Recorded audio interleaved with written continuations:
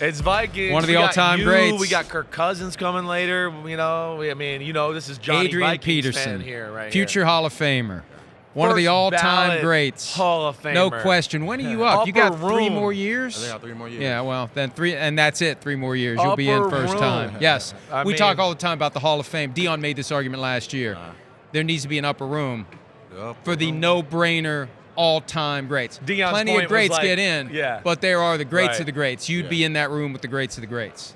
I agree. I think there should be that situation where some guys are only waiting 5 years to get in. So I totally agree with you. Yeah, we kind of just said, with the Hall of Fame, we want to give love to everybody, but there's some Hall of Famers that are above the rest of the Hall of Famers, right? Lawrence Taylor, Reggie White, Walter Payton, guys like you, where we believe, there should just be a little separation there. You definitely move that.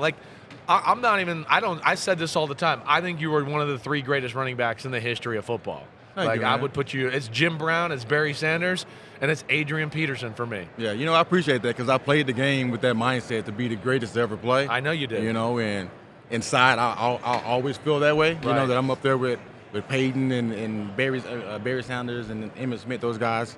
So I remember week 1, appreciate 2007, you catch a little swing pass, and it was Yeah. like you were shot out of a cannon. As he likes to say, 3 rockets up his ass. 3 rockets up and his was ass. gone. And I said, oh, boy, we got something special Oh, now. my gosh. First NFL touchdown. While we're sitting here talking about how awesome you are, you were in Tennessee in 2008. I was on the Titans as a backup quarterback, and I told you about guys like that every now and then. I'd get on a field and you go like Michael Vick, whoa, we got a lot of good athletes out here, but not Michael Vick. Like Michael Vick's on another level. You were definitely one of my early career, whoa, this guy is a man amongst boys. I tell people that all the time. Thank you, man. You were the man, the sledgehammer, everything about you. You had rockets up your ass, a sledgehammer for a head. You had it all going, man. Does it hurt you to say nice things like that about somebody who went to Oklahoma? Right.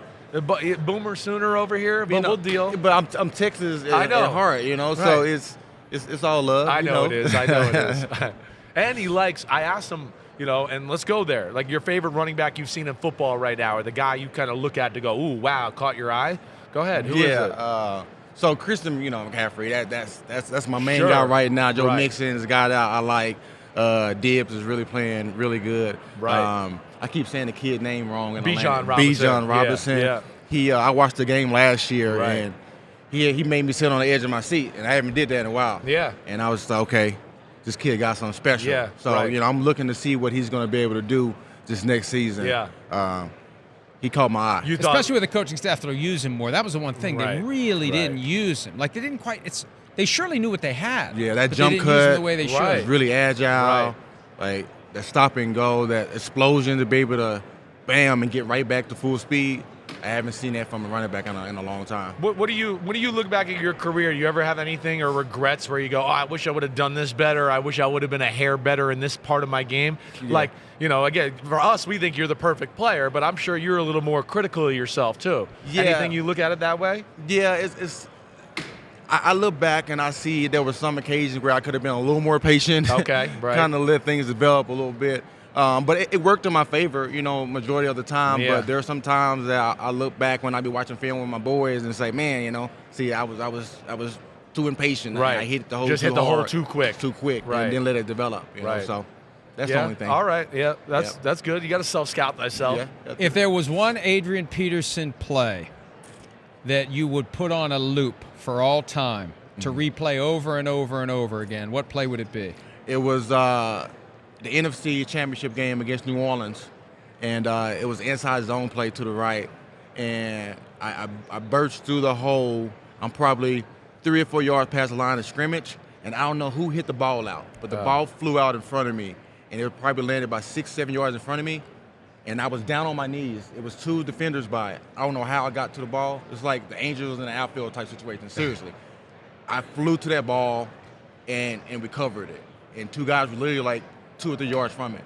And it was like an out-of-body experience, just the urgency to get to that ball. You got to look it up and you'll understand all the what I'm plays saying. that you Of made. all the great plays. Flipping over but that's guys, a hustle, running people. combination, That's the hustle, one. determination, luck, Angels in the outfield, everything comes together, and somehow you got that ball. Like, I was so determined that I couldn't lose that ball that just like that, I was able to get to it. Wow. Damn, I thought you were going to for sure say like the game against Cleveland when you broke it down the sideline and broke the tackles and ran in. I think the first game back after your ACL tear where we were all like, That was Jacksonville. Yeah, that was 2012. Yeah. Okay, right. Yeah. You've ruined it for everybody else that has an ACL tear.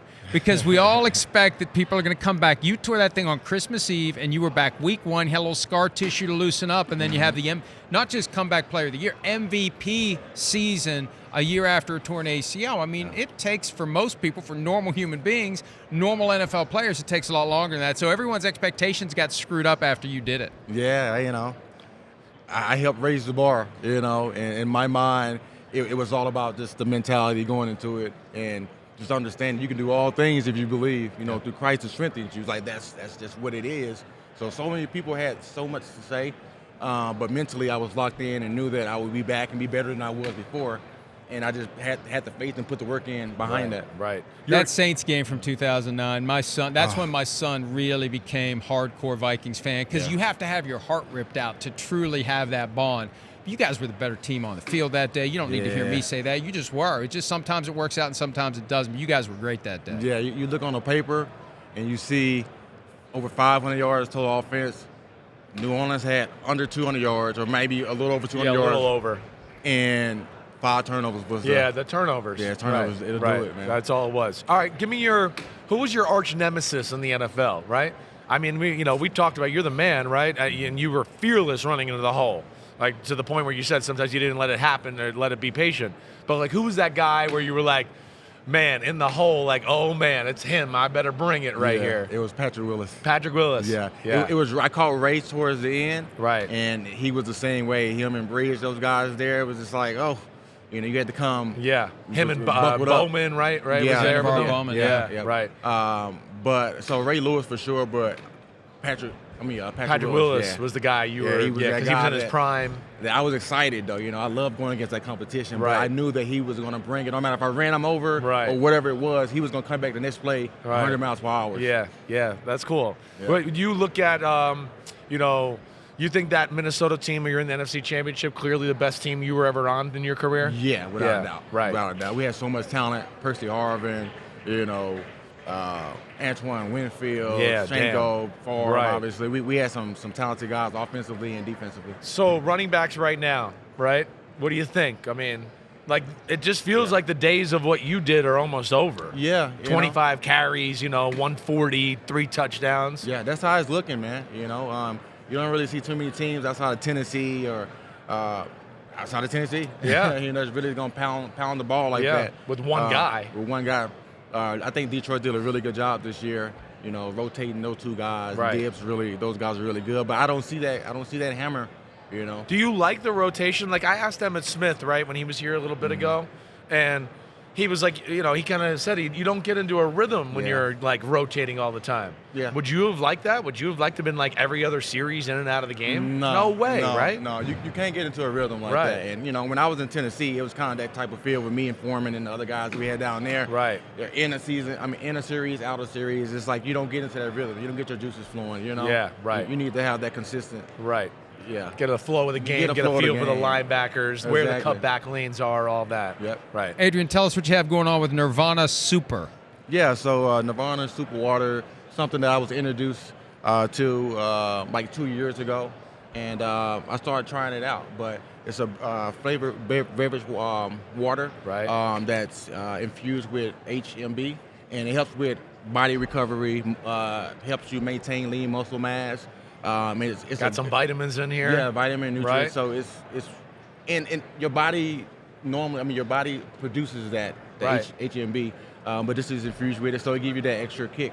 I actually had my son drinking this last year during the track season, and we went down to Eugene for the Junior Olympics, and I had him using this in his body. Like, each time he ran at 400. The first time he ran a 110. Right. The semifinals, he ran a 108, and then in the finals, he got second. He ran a 106. And I know, like, this helped. No cramping. With that recovery. He was ready. Yeah. Why are you so selfish and you only brought one for yourself? I got one for you. Excuse me. And it's doing the trick. You look like you could still suit up and play. How many carries could you give us today if we had a game? I'll give about 18. That's good. More than I thought. All right, and I think you could probably average 5.2 yards per carry. The great Adrian Peterson, Hall of Famer in 3 years, first ballot. Book it. We'll be back with more PFT Live right after this. Hi, it's Mike Florio. Thanks for watching PFT on YouTube. Hit subscribe for the latest news and analysis from Pro Football Talk.